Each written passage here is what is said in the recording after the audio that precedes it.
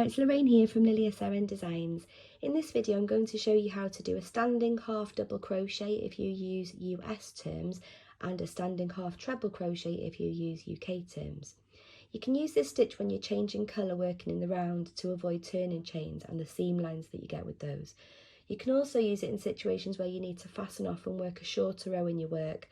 So I've just done a little mini panel here to resemble a sweater panel, and you need to work short rows for your simple shoulder and neckline shaping here.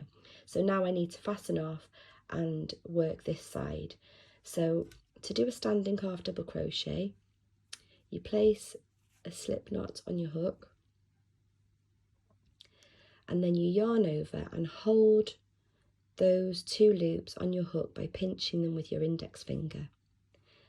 Then you go through your stitch, through both loops, yarn over and pull through, and still pinching those loops on your hook, yarn over and pull through all three loops.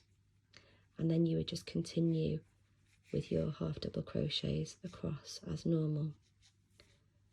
And what you get is a first stitch that looks exactly the same as your other stitches.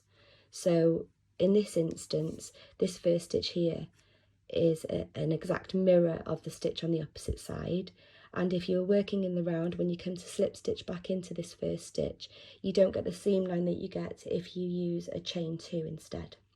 Hope that's useful to you. Happy crocheting!